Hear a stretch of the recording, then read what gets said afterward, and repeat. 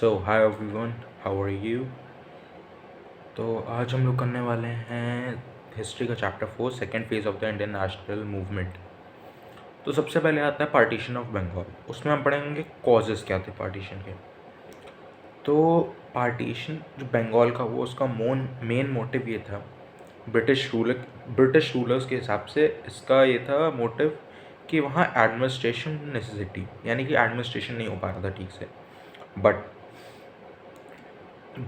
Sorry, एक और चीज़ इन्होंने एक और चीज़ कहा कि बंगाल एक बहुत बड़ा प्रोविंस है, it's too large to be efficiently administered by single provincial government. एक सिंगल प्रोविंशियल गवर्नमेंट से गवर्न होने के लिए बहुत बड़ा है। बट एक्चुअली रीजंस कुछ और थे। अब चलिए जानते कौन क्या रीजंस थे। बंगाल जो था वो इंडियन नेशनलिज्म, जो राइज ऑफ नेशनलिज्म थी, उसका नर्व सेंटर था। तो ब्रिटिश लोगों ने सोचा कि इस राइजिंग टाइड को हमें अगर रोकना है तो बंगाल का पार्टीशन करना पड़ेगा। बंगाल का पार्टीशन करके जो बंगालीज़ हैं उनका इन्फ्लुएंस हम लोग घटा सकते हैं। कैसे? उनको उन्हीं के एरिया में आप माइनॉरिटी बना दो, माइनॉरिटी हो जाएंगे, थोड़े लोग होंगे, आप उनको दबा ले जाओगे, धमका के डरा के कैसे भी आप उन लोगों को दबा ले जाओगे। तो और ये एक और चीज़, इस पार्टीशन करके ये ये रिलीजन्स को लड़ाना चाहते थे। जैसे ईस्ट बंगाल मुस्लिम मेजॉरिटी हो जाता, वेस्ट बंगाल हिंदू मेजॉरिटी। तो जब हिंदू मुस्लिम थोड़ा अलग अलग रहेंगे तो एक तरीके से इन्होंने डिस्क्रिमिनेशन कर दिया, उनको पार्टीशन कर दिया हिंदू मुस्लिम के बेसिस पे।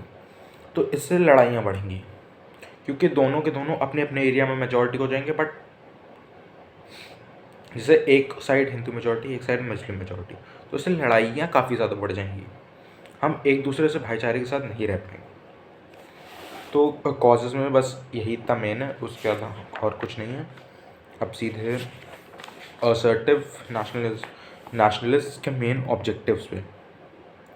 जो मेन ऑब्जेक्टिव था असर्टिव नेशनलिस्ट, वो अटेनमेंट ऑफ स्वराज था, जिसका मतलब था कंप्लीट इंडिपेंडेंस। ये लोग सीधे कंप्लीट इंडिपेंडेंस पे ये लोग बात करते थे, मतलब इन लोगों का मेन मोटिव था कंप्लीट इंडिपेंडेंस। जबकि जैसे हमारे अर्ली नेशनलिस्ट थे, उनको चाहिए थी इंडिपेंडेंस, मतलब ब्रिटिश गवर्नमेंट के अंदर। उनको चाहिए था कि उनकी बस एडमिनिस्ट्रेशन वगैरह अच्छी हो जाए और उनकी बातें सुनी जाने लगे, मतलब ब्रिटिश के अंदर ही कुछ आते थे। बट ये चाहते थे ब्रिटिश चले जाएँ, उसके बाद हम अपना कंप्लीट इंडिपेंडेंस लेके अपना खुद से शासन करेंगे। अब इनके मेथड्स क्या थे? The main focus of the assertive nationalists was to get a larger share for Indians in the administration for their country and to end Britain's economic exploitation of India. ये चाहते थे कि लार्जर शेयर इंडियंस को मिले administration में, और जो Britain की इकोनॉमिक एक्सप्लोइटेशन है वो ख़त्म हो जाए, हम एक्सप्लोइटेशन से एकदम दूर हो जाए, हम बिल्कुल भी एक्सप्लॉइट ना।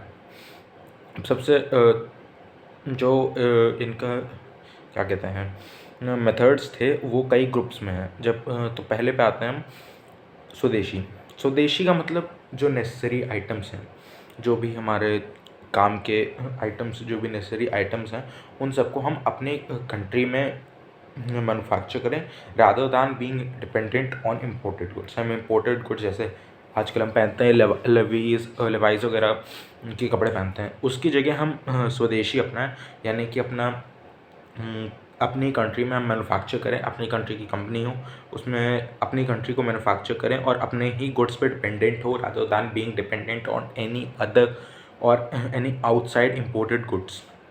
दूसरी चीज़ बॉयकॉट।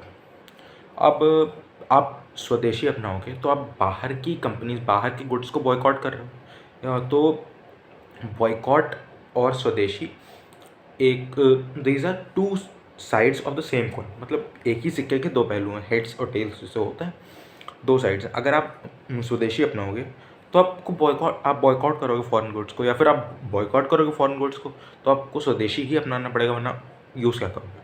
बात तो सेम ही है।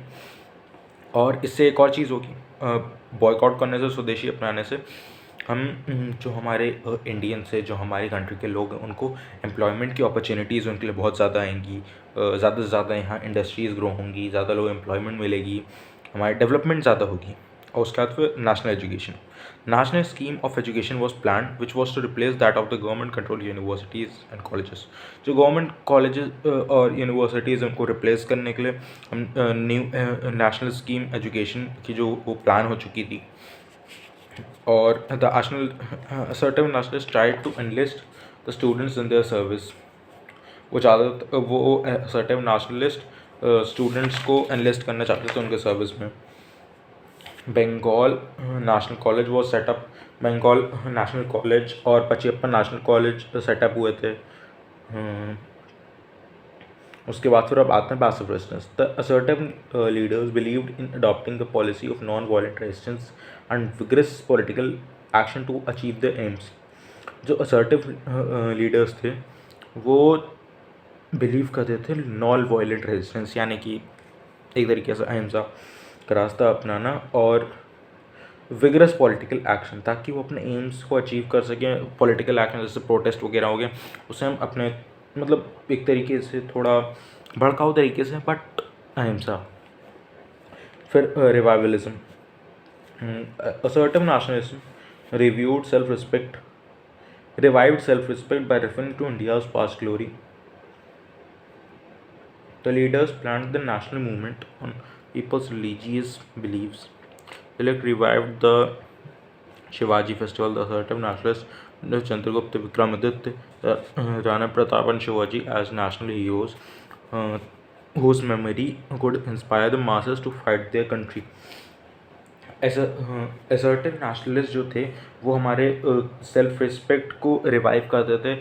हमें याद दिला के हमारी पास्ट ग्लोरी, हमारी पास्ट की जो हमारी इज्जत थी उसको याद दिला के हमें हमारी सेल्फ रिस्पेक्ट हमारी रिवाइव कर रहे थे. उसके बाद personal sacrifices. The followers of movement would self reliance and were ready to self sacrifice suffering hardship.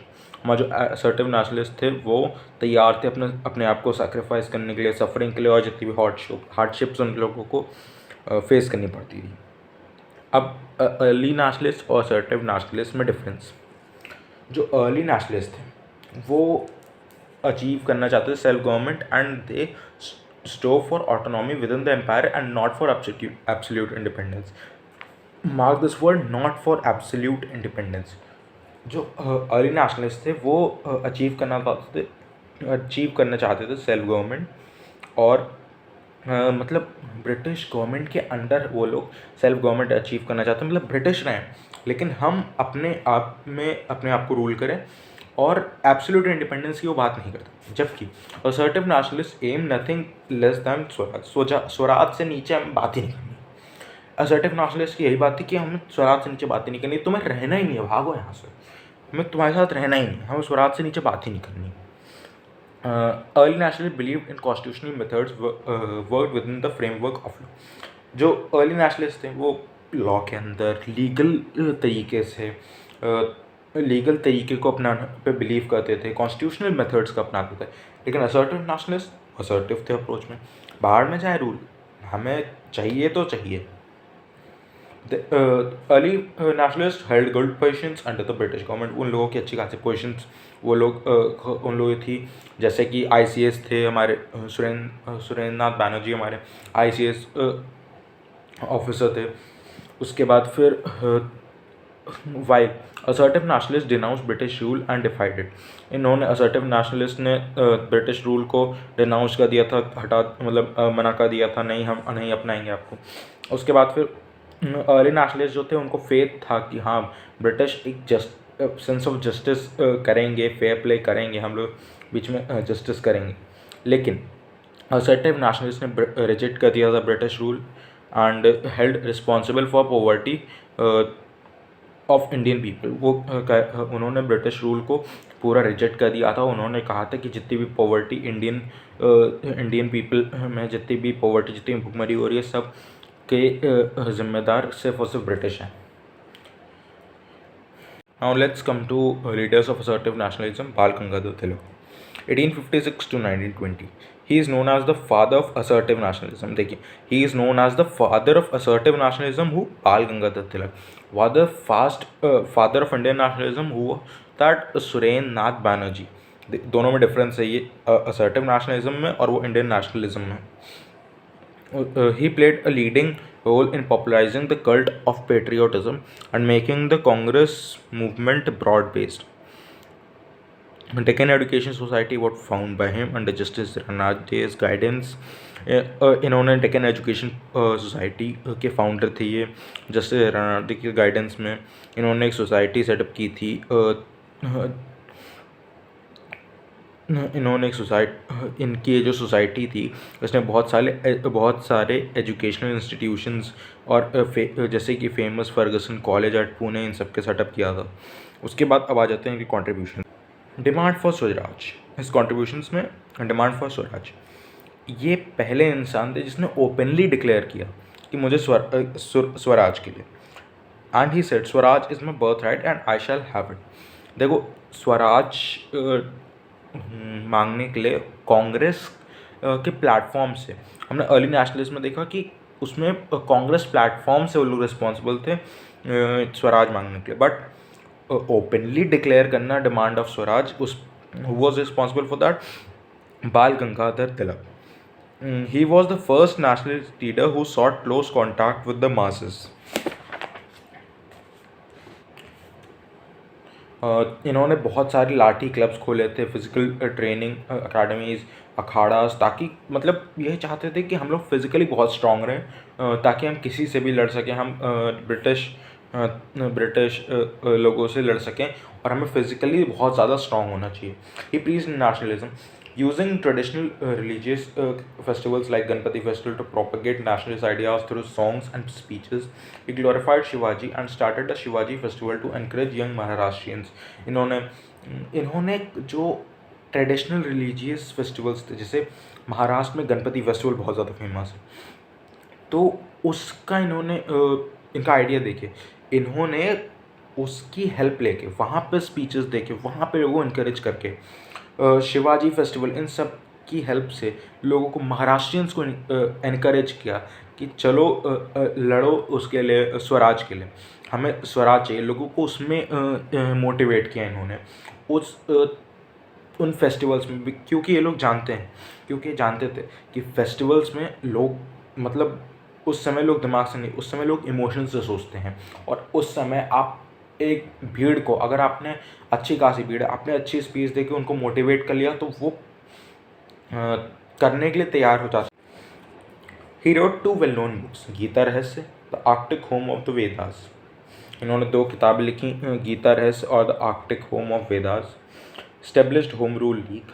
He set up a Home Rule League at Pune in 1916 to attain self-government within the British Empire by constitutional means. इन्होंने एक home rule league setup की पुणे में 1916 में, ताकि हम self government को attain कर सकें within the British empire by constitutional means. Forerunner of Gandhi ji. Tilak's idea of swaraj was akin to Mahatma Gandhi's idea to complete independence. Tilak sought close contact with the masses of Gandhi as Mahatma Gandhi did. Tilak preached the idea of Swadeshi boycott and prohibition. इन्होंने preach किया था idea स्वदेशी boycott और prohibition. जैसे महात्मा गांधी के बहुत close थे, जैसे कि महात्मा गांधी भी स्वराज ही चाहते थे. जैसे कि महात्मा गांधी मासेस के साथ, मतलब बहुत सारे ग्रुप ऑफ पीपल के साथ क्लोज कांटेक्ट रखते थे, वैसे ही तिलक भी उन्हीं की तरह ही मासेस के साथ, मतलब काफ़ी ग्रुप ऑफ पीपल के साथ अटैच रहते थे, उनको मोटिवेट वगैरह करते रहते थे. अब second, Bipin Chandra Pal from 1858 to 1932.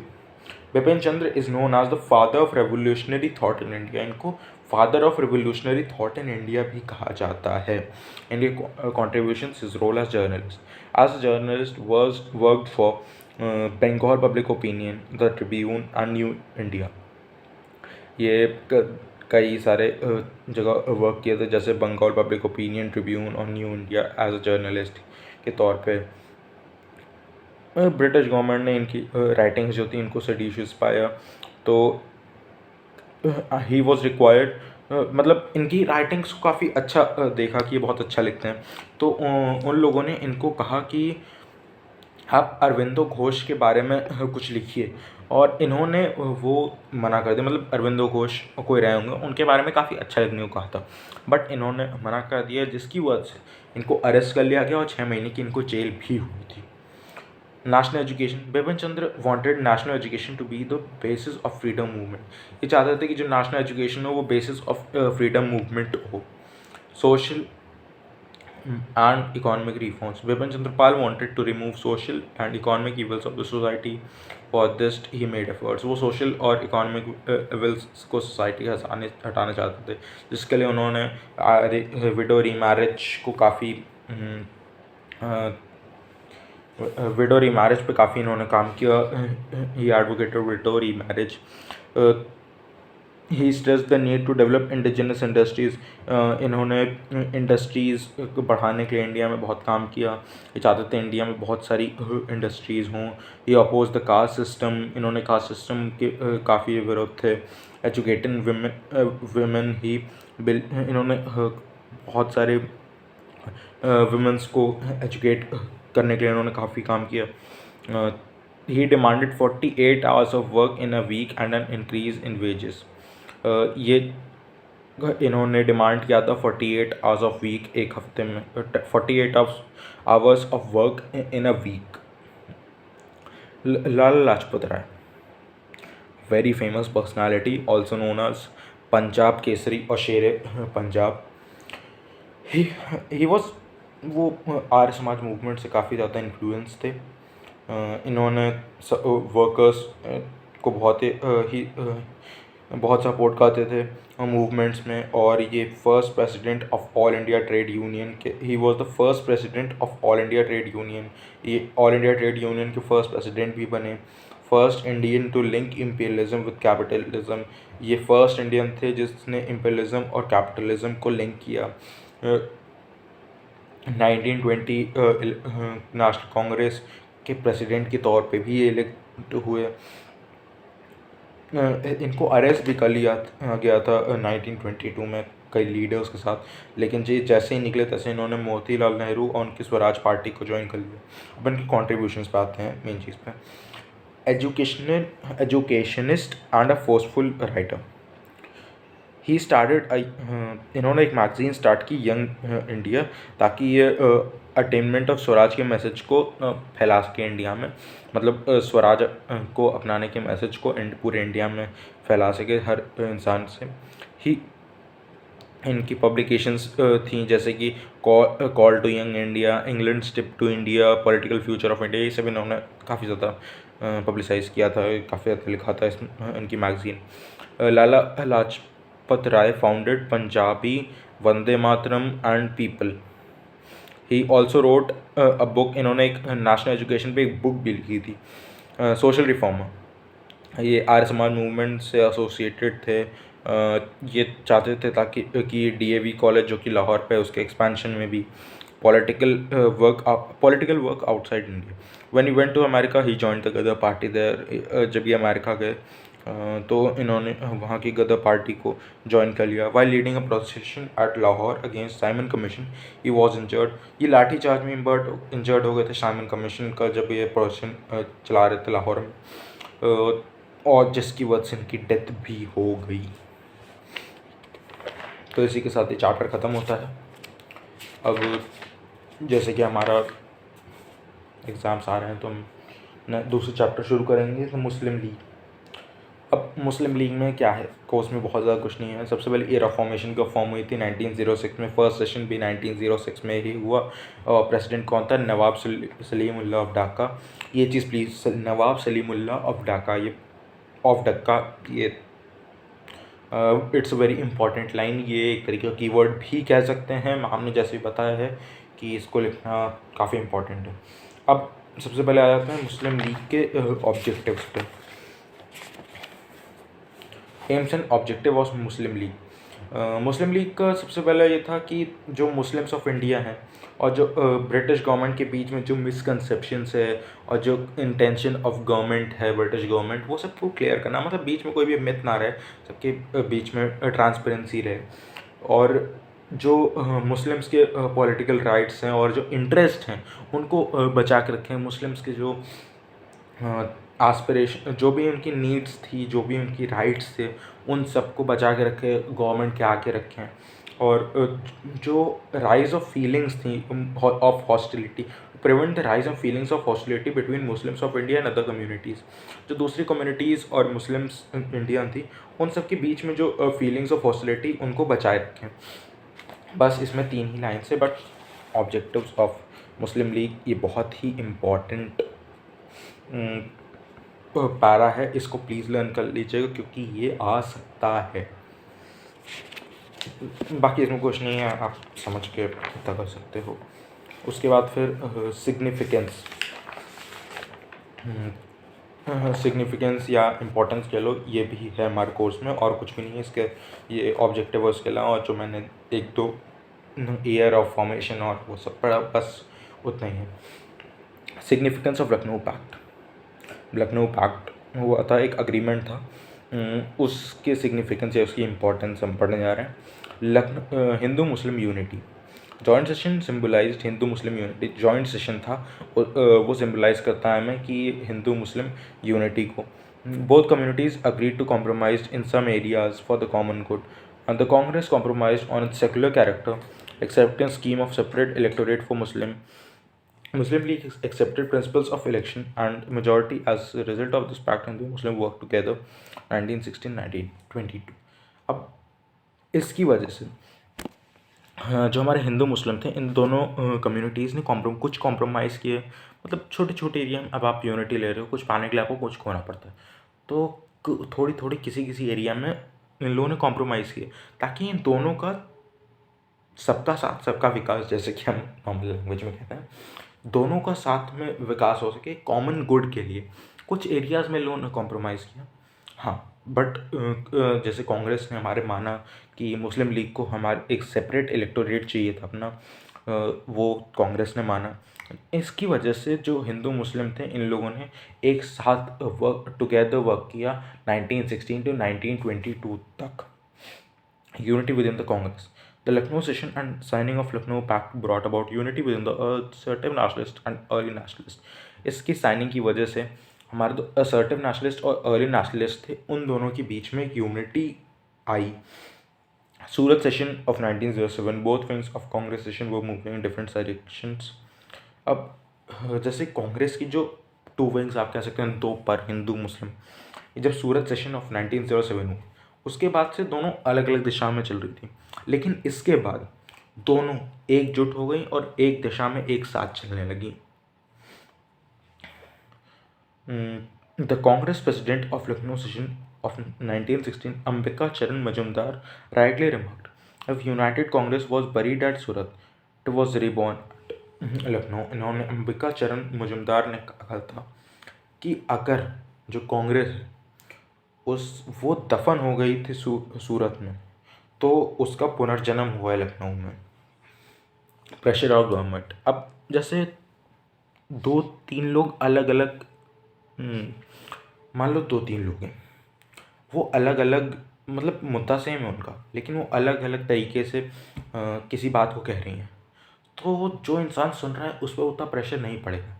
But अगर सब मिल जाएं, वो दोनों मिल जाएं और तब उससे वो बात रखे, तो उस पर प्रेशर पड़ेगा कि लोग ज़्यादा हैं, मुझे करना ही पड़ेगा। वैसे ही गवर्नमेंट, ब्रिटिश गवर्नमेंट जब हिंदू मुस्लिम एक हो गए, तब इन पे प्रेशर आया कि हाँ, अब हमें कुछ ना कुछ करना ही पड़ेगा।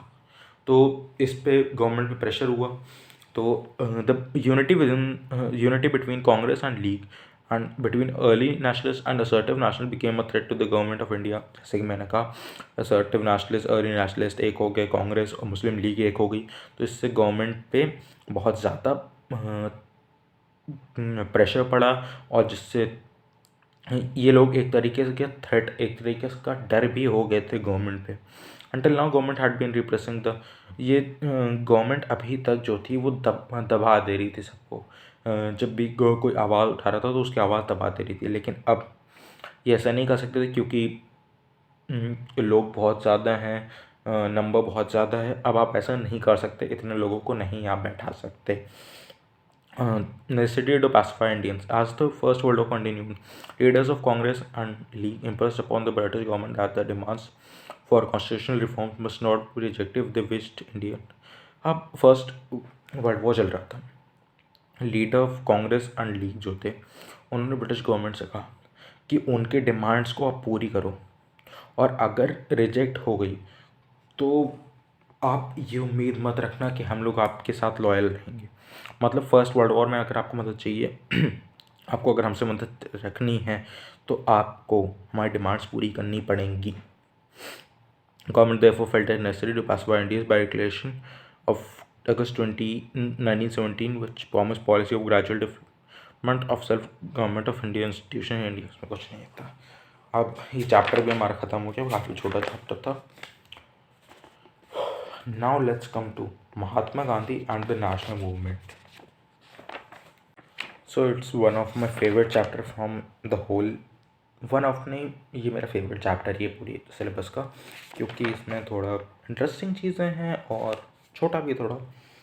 तो सबसे पहले non cooperation movement. Non cooperation एक वे है प्रोटेस्टिंग का जिसमें आप सामने वाले के साथ कॉपरेट नहीं कर रहे, जो मतलब गलत कर रहा है उसके साथ कॉपरेट नहीं कर रहे। जैसे वो काम कर रहा है, उसने आपको एक काम करने का, मैं नहीं करूँगा जाओ, या कॉपरेट नहीं कर रहा मतलब उसके साथ नहीं कॉपरेट कर रहे, उसका काम नहीं कर रहे, नॉन कॉपरेशन हो गया। अब इसके कॉजेज़ क्या कहते हैं। पहली बात आया राउलेट एक्ट। एक बिल आया जब हमारे जस्टिस राउलेट जो सेडिशन कमेटी के हेड थे उनसे एक रिपोर्ट गई, तो 2 बिल इंट्रोड्यूस हुए थे सेंट्रल लेजिस्लेचर में, जिन बिल्स का जो पर्पस था वो चाहते थे to curb the growing upsurge of the country, यानी कि जितनी भी नेशनलिज्म वगैरह हो रही है उन सबको, जितने भी प्रोटेस्ट वगैरह हो रहे हैं, जितनी भी अपसर्ज है उन सबको कर्ब करना, सबको दबाना। इंस्पायर्ड इंडियंस ने इसका बहुत अपोजिशन किया लेकिन फिर भी ये पास हो गया। इसमें क्या था, राउलेट एक्ट में क्या था, arrest of person without warrant, एक किसी भी इंसान को उठा के जेल में डाल दो बिना वारंट मतलब, और इन कैमरा ट्रायल, कैमरा नहीं, आपका ट्रायल एक अलग एरिया में होगा जहाँ पे किसी को नहीं पता चलेगा आपको कहाँ रखा गया है, किसी को नहीं बताया जाएगा, आपका अकेले में ट्रायल होगा, आपसे अकेले में मतलब कुछ भी कर सकते हैं पुलिस, वो वहाँ के मेंस जितने भी ऑफिसर्स हैं आपको मारपीट दें, आपको चाहे मार डालें, इसको पता चलना है। Restrictions of the movement of individuals के मूवमेंट तक पे रेस्ट्रिक्शन लगा दिए इन्होंने। हैबियस कॉर्पस के भी आप का सस्पेंड कर दिया, आपका हैबियस कॉर्पस का राइट भी छीन लिया। अब सेकंड हमारा कॉज था जलियांवाला बाग। अब जलियांवाला बाग ट्रेजेडी शायद ही कोई ऐसा हो जिसको ना पता हो। April 13, 1919 एक पीसफुल क्राउड गैदर हुआ जलियांवाला बाग मैदान में प्रोटेस्ट करने के लिए। जो लीडर्स कुछ थे उनका अरेस्ट करने के लिए, जैसे डॉक्टर सैफुद्दीन किचलू, डॉक्टर सत्यपाल, उनका अरेस्ट हुआ था, तो उसके लिए प्रोटेस्ट करने के लिए वहाँ पे लोग गैदर हुए। लेकिन इसमें जो जलियांवाला बाग मैदान था उसमें 3 साइड से बिल्डिंग्स से वो 3 साइड से घिरा हुआ, एक ही एग्जिट थी उसकी। जो हमारा जो जनरल डायर था मिलिट्री कमांडर अमृतसर का, वो अपनी आर्मी के ट्रूप्स के साथ उस एग्जिट को सील कर दिया और अपनी आर्मी मैन को ऑर्डर दिया कि फायर करो, जब तक इन लोग बुलेट ख़त्म नहीं हो गई। ये लोग मारते रहे, थाउजेंड्स ऑफ लोग मर गए वहाँ पे, कितने लोग घायल हुए, कितने मर गए। जो पूरे इंडिया की कॉन्शियसनेस थी वो शेकन हो गई, पूरे इंडिया की अर्थव्यवस्था उथल पुथल हो गई, हर किसी की। रविन्द्रनाथ टैगोर ने अपना पेन और एंगर जाहिर किया, जितने जो उनको नाइटहुड मिला था उसको छोड़ के, मतलब जो ऑनर दिया गया था ब्रिटिश क्राउन के द्वारा एक्सेप्शनल परफॉर्मेंस के लिए, वो इन्होंने छोड़ दिया उसको। इन्होंने उसको फेंक दिया कि जाओ मैं नहीं लेता हूँ तुम्हारा सम्मान। मतलब इतनी खतरनाक या फिर इतनी दुखदाई घटना थी। अभी भी कभी कभी अगर आप उस चीज़ को अगर आप सोच लो तो गूज़बम्प्स आ जाते हैं। अब खिलाफत मूवमेंट, फर्स्ट वर्ल्ड वॉर हुआ, ऑटोमन अम्पायर जो था टर्की का डिफीटेड हो, मतलब टर्की डिफीट हो गया, ऑटोमन अम्पायर जो था वो डिवाइडेड हो गया। सुल्तान ऑफ टर्की जो था कैलिफ उसको अपनी सारी पावर्स से हटा दिया गया और कैलिफ की जो पोजीशन जो छूट गई, उससे मुस्लिम्स जो इंडिया में थे उनको लगा कि अब इससे इनकी मुस्लिम्स जो इंडिया में थे इनकी पोजीशन भी ख़राब हो सकती है। तो इससे इन्होंने एक मूवमेंट स्टार्ट किया जिसको कहते हैं खिलाफत movement, under the leadership of Ali brothers. कौन कौन थे? मोहम्मद अली और शौकत अली और मौलाना आज़ाद, हाकिम अजमल खान और हसरत मोहानी। इन्होंने एक 3 पॉइंट प्रोग्राम स्टार्ट किया खिलाफत इसने, कि ऑटोमन कैलिफ की जो पोजीशन थी उसको रिटेन की जाए, उसके एम्पायर को उसको वापस दिया जाए, उसकी सफिशिएंट टेरिटरी के उसके, और अरब लैंड जो थे वो मुस्लिम रूल के अंदर ही रहें। गांधी जी तो जो थे उन्होंने खिलाफत मूवमेंट को एक बहुत अच्छी अपॉर्चुनिटी देखा कि हिंदू मुस्लिम को एक कर दो इसमें।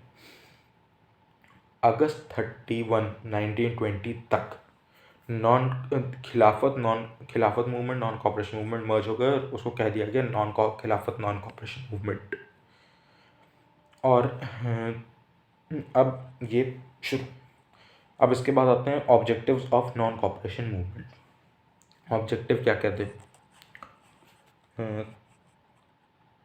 The non cooperation movement sought to achieve the following objectives: to attain self government with the British empire, British empire के अंदर सेल्फ गवर्नमेंट लेना, एनलमेंट ऑफ राउलेट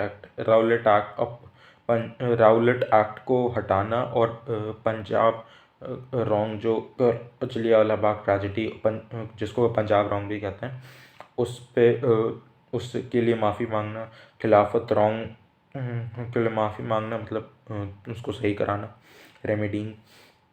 और अब प्रोग्राम्स इसमें क्या क्या है? बॉयकॉट प्रोग्राम सबसे पहले, boycott of government schools colleges and courts, जितने भी गवर्नमेंट स्कूल कॉलेजेस कोर्ट उन सबको बॉयकॉट करना, फॉरेन गुड को बॉयकॉट करना, और जितने भी टाइटल्स ऑनरी ऑफिसर्स मिले हैं उन सबको सरेंडर करना, गवर्नमेंट फंक्शन अटेंड करने से मना कर देना, फॉरेन गुड्स को मना करना, boycott of elections to be held for councils. Swadeshi programs को स्टार्ट हुए, पॉपुलाइजेशन ऑफ सोयल, स्वदेशी और खादी का बहुत ज़्यादा पॉपुलाइजेशन हो गया, establishment of national schools colleges and privatisation, development of unity develop करना हिंदूज और मुस्लिम्स में, अनटचेबिलिटी छोड़ना और मेजर्स लेना हरिजन वेलफेयर के लिए, एमांसिपेशन एंड अपलिफ्टमेंट ऑफ वुमेन के लिए बहुत सारा काम करना। अब आते हैं suspension of the Chauri Chaura movement. क्यों सस्पेंशन हुआ इसका? सबसे पहले suspension of non cooperation movement, sorry flow from क्यों निकल जाता है। चौरी चौरा एक गांव है गोरखपुर डिस्ट्रिक्ट में, कुछ लोग जो यूपी से होंगे कई लोग जानते भी होंगे। यहाँ पे लगभग 3000 पेशेंट्स जो थे वो पुलिस स्टेशन की तरफ मार्च किए, क्योंकि पुलिस वालों ने कुछ लोगों को मारा था जो कि लीकर शॉप्स हटा रहे थे, जो कि जितने भी लीकर शॉप्स हैं उन सबको हटा रहे थे। तो पुलिस ने पीजेंट्स पे गोलियां चलानी शुरू कर दी। इससे वो जो भी डेमोन्स्ट्रेटर्स जो भी पीजेंट्स थे वो लोग गुस्सा आ गया, वो गए पास के पुलिस स्टेशन में, उसको आग लगा दी। पुलिस स्टेशन को आग लगा दी भाई। उसके बाद 22 पुलिस वाले उड़ मर गए वहीं पे, ख़त्म। गांधी जी ठहरे बिलीवर ऑफ अहिंसा, उनको ये चीज़ पता चला, उन्होंने तुरंत नॉन कॉपरेशन बिल को वापस ले लिया। कह रहे भैया हमें मारपीट नहीं चाहिए, हम अहिंसावादी हैं। उन्होंने नॉन कॉपरेशन मूवमेंट को वापस ले लिया। उन्होंने कहा ना ना ना नहीं, बहुत दिक्कत वाली चीज़ है। अब इसका इम्पैक्ट क्या हुआ नॉन कॉपरेशन मूवमेंट का? National movement became mass movement. ये पहली बार था कि कोई मूवमेंट जो नेशनल मूवमेंट था वो एक मास मूवमेंट बने, जिसमें पीजेंट, वर्कर्स, स्टूडेंट्स, टीचर्स सब लोग उसमें आ जाएं, सब लोग उसमें उसका भाग बन जाए। Instil confidence among the people, ये कॉन्फिडेंस लाए पीपल के अंदर कि हाँ हम लोग फ्रीडम ला सकते हैं। ये लोगों को इंस्पायर किया कि हाँ हम कॉलोनियल रूल जितना हमारे ऊपर रूल हो रहा है उसको हम चैलेंज कर सकते हैं, हम गवर्नमेंट को चैलेंज कर सकते हैं कि हाँ हमें जो चीज़ हमें चाहिए हम उनसे लेने के लिए हम उनको चैलेंज कर सकते हैं। Congress became a revolutionary movement. अब जो इंडियन नेशनल कांग्रेस थी वो डेलिब्रेटिव असेंबली से ऑर्गेनाइजेशन बन गई। Hindu Muslim unity, fostered Hindu Muslim unity. It fostered Hindu Muslim unity which could be seen in the merged खिलाफत मूवमेंट और नॉन कॉपरेशन मूवमेंट के मर्ज से हम देख सकते हैं कि ये हिंदू मुस्लिम यूनिटी पे भी इस पर काफ़ी असर पड़ा. Promoted social reforms, consequence of non cooperation movement, several steps were taken, prohibition of untouchability, और इन सब पे काफ़ी स्टेप्स लिए गए नॉन कॉपरेशन मूवमेंट में. स्प्रेड ये हर पार्ट ऑफ कंट्री तक ये नेशनलिज्म जो है स्प्रेड हुआ. और population of the cult of swaraj. The non cooperation movement was to attain, ये जो था ये नॉन कॉपरेशन में सबसे पहले क्या था, स्वराज अटेन करने के लिए ब्रिटिश एम्पायर के अंदर, if possible within the British empire, अगर पॉसिबल है तो ब्रिटिश एम्पायर के अंदर, और अगर बहुत ज़रूरी है तो उसके बाहर भी. मतलब स्वराज पाने की जो कल्ट थी, जो ये एक नारा था, ये पॉपुलाइजेशन हुआ इसकी वजह से, नॉन कॉपरेशन मूवमेंट की वजह से. अब factors leading to the civil disobedience movement. Civil disobedience movement आया था, इसके फैक्टर्स क्या कहते हैं. अब नॉन कॉपरेशन मूवमेंट की वजह से जो हमारी गवर्नमेंट थी उसकी पोजीशन एक स्टैंड स्टिल पोजीशन पे आ गई, मतलब एक रुक गई, क्योंकि हम लोग कॉपरेट नहीं कर रहे थे. लेकिन सिविल डिसोबीडियंस मूवमेंट जो था वो पैरालाइज करना चाहता था, मतलब एकदम ख़त्म कर देना चाहता था उनके एडमिनिस्ट्रेशन को, कि अब वो ना कर पाए बिल्कुल भी हमारे ऊपर उनके रूल्स रेगुलेशन सबके दबाव. साइमन कमीशन जो सबसे पहले है, the British government appointed Indian statutory commission, popularly known as Simon Commission, after the name of its chairman Sir John Simon. British government ने एक स्टैट्यूटरी कमीशन अपॉइंट की जिसको साइमन कमीशन भी कहा जाता है, ताकि वो इन्वेस्टिगेट कर सके for further constitutional reforms. It had no Indian member, इसमें एक भी इंडियन मेंबर नहीं था, जिसको कि देखा जा सकता था कि हमारे इंडियंस के सेल्फ रिस्पेक्ट पे काफ़ी बड़ा हार्म है. ये हमारे सेल्फ रिस्पेक्ट को छीना जा रहा है, हमारी इंसल्ट की जा रही है हमारी, क्योंकि इसमें एक भी इंडियन मेंबर नहीं है इस कमीशन में. हमारे लिए है और हमारा ही कोई भी आदमी नहीं है उसमें. वाह वाह वाह वाह. और बाकी सब हमारे इसमें कुछ कोर्स में नहीं है. डिक्लेरेशन ऑफ पूर्ण Swaraj. The Calcutta session of Congress had served ultimatum for the British government होता है. Jawaharlal Nehru was the president of the Congress. Jawaharlal Nehru जो थे वो प्रेसिडेंट थे कांग्रेस के लाहौर सेशन पे 1929 में, जहाँ पे एक पूर्ण स्वराज का जो रेगुलेशन था वो ऑब्जेक्टिव बना कांग्रेस का. The Congress working committee met in 1930 and decided the following programme. Congress working committee मिली 1930 जनवरी में, और इन्होंने एक डिसाइड किया फॉलोइंग प्रोग्राम लॉन्च करने का. Preparation for civil disobedience movement, civil disobedience की प्रिपरेशन के लिए, पूर्ण स्वराज रेजोल्यूशन लेने के लिए, और 26 जनवरी को पूर्ण स्वराज डे मनाने के लिए इन्होंने वो प्रोग्राम लिया. मेंबर्स ऑफ लेजिस्लेटिव असेंबलीज के resignations, withdrawal from all possible association with the British government. अब सिविल डिसोबीडियंस मूवमेंट शुरू हुआ 1930 में. कहाँ से? Sabarmati ashram. Gandhi ji before starting movement, Gandhi ji served on the British government 11-point ultimatum. After waiting in vain for the, Gandhi ji ने एक 11-point ultimatum भेजा government को, लेकिन उसमें से कोई रिस्पॉन्स नहीं आया. तो गांधी जी ने डांडी मार्च, 12 मार्च, गांधी जी ने हिस्टोरिक डांडी मार्च शुरू की साबरमती आश्रम से. सबसे पहला अटैक इनका था सॉल्ट लॉस पे, क्योंकि सॉल्ट टैक्स जो था वो approximately her section of society को अफेक्ट कर रहा था. गांधी जी ने सॉल्ट लॉ को सबसे पहले ब्रेक किया, और जो according to salt law the government had the monopoly to manufacture and sell salt. Government के पास मोनोपोली थी कि वो मैन्युफैक्चर और सॉल्ट के जो बेचना और मैन्युफैक्चर वाली गवर्नमेंट ही कर सकती थी. सबसे पहले गांधी जी ने इसी को तोड़ा, और इसके तोड़ने की वजह से ये एक बिगिनिंग बन गई सिविल डिसोबीडियंस मूवमेंट की. अब सिविल डिसोबीडियंस मूवमेंट में क्या था? सबसे पहले salt loss, defence of salt loss तोड़ना. बॉयकॉट ऑफ लीकर बॉयकॉट कर दो. Boycott of foreign cloth, British goods of foreign cloth को बॉयकॉट करना. Non payment of taxes and revenues, tax और रेवेन्यूज़ का नॉन पेमेंट करना. मतलब नहीं देना टैक्सेस और रेवेन्यू, क्योंकि बहुत ही ज़्यादा थे यार, आधे से ज़्यादा लोग। अब आए Gandhi impact. Since Satyagraha could not be suppressed, Gandhi मतलब सत्याग्रह जो भी हमारा दांडी मार्च वगैरह सब चल रहा था, इसको सप्रेस नहीं कर पाए ये लोग, क्या नाम है, ब्रिटिशर्स। तो इन्होंने तेज बहादुर सप्रू के थ्रू, जेल में जब थे गांधी जी, उनके थ्रू गांधी जी के साथ नेगोशिएशन शुरू कर दिया। जो रिजल्ट हुआ, गांधी जी और लॉर्ड इरविन के बीच में एक अग्रीमेंट या फिर एक पैक्ट साइन करने के लिए, जिसको कहते हैं गांधी इरविन पैक्ट। इसके अंदर जो गवर्नमेंट थी वो किस चीज़ पर एग्री की, सारे ऑर्डिनेंसेस और प्रोसिक्यूशन को विड्रॉ करने के लिए, जितने पॉलिटिकल प्रिजनर्स थे सबको ये रिलीज़ कर देंगे, लेकिन जो गिल्टी है वायलेंस के लिए उनको छोड़ के, परमिटिंग वो लीकर की पिकेटिंग को भी इन्होंने अलाउ कर दिया। कॉन्फिस्केटेड प्रॉपर्टीज़ जितने भी लिए हुए थे सत्याग्रही के, उनको इन्होंने वापस करने पे ये लोग मान गए। और फ्री कलेक्शन, मतलब सॉल्ट पे भी मान गए कि कलेक्शन आप कर सकते हो, मैन्युफैक्चर सेल सब कर सकते हो सॉल्ट। और इसके बदले में कांग्रेस किस चीज़ में मानी, to suspend civil disobedience movement, civil disobedience movement को सस्पेंड करने में, second session of round table conference को अटेंड करने में, और जो पुलिस की इन्वेस्टिगेशंस थी, पुलिस के एक्सेस के में, मतलब पुलिस की इन्वेस्टिगेशंस में दखल ना देने के लिए। अब सेकेंड राउंड टेबल कॉन्फ्रेंस हुई, गांधी जी ने इसको अटेंड किया सोल रिप्रेजेंटेटिव ऑफ कांग्रेस बन के।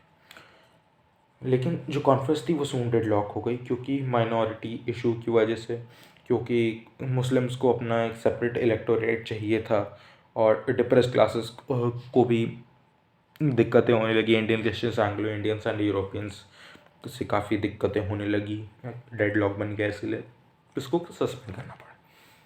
अब impact of civil disobedience movement. Impact of civil disobedience movement, जो गवर्नमेंट थी उसने जो कांग्रेस पे इन्होंने बैन लगाया था उसको इन्होंने विड्रॉ कर लिया 1934। और मूवमेंट की वजह से काफ़ी सारे प्रोपेगेंडाज फैलाने के कई सारे मेथड्स काफ़ी ज़्यादा पॉपुलराइज हुए, जैसे कि प्रभात फेरीज होने लगी गांव में और शहरों में, जिसमें कि मेन और वुमेन जो हैं, जितने भी लोग हैं, वो सब पेट्रियाटिक सॉन्ग्स गाते थे सुबह सुबह एकदम मॉर्निंग में। ये काफ़ी पॉपुलर हो गया टाउन्स में और विलेजेस में। हैंड रिटन पत्रिकाज और न्यूज़ शीट्स काफ़ी ज़्यादा इशू होने लगी लार्ज नंबर्स में। वुमेंस को घर से बाहर निकाले, पॉलिटिक्स में इन्वॉल्व हुई पहली बार। The government of India act 1935 introduced the principle of federation and principle of provincial autonomy responsible for the government. The government revived the will to fight the elections. Government ने revive किया कि हम लोग हाँ elections को fight कर सकते हैं। कांग्रेस के को काफ़ी पॉजिटिव रिजल्ट मिले 1937 के इलेक्शंस में, सेंट्रल लेजिस्लेटिव असेंबली और प्रोविंशियल लेजिस्लेटिव असेंबलीज के इलेक्शंस में। बस इतना ही था इस चैप्टर में। अब हम लोग मिलेंगे आपको नेक्स्ट वीडियो में क्विट इंडिया मूवमेंट के साथ। Bye bye.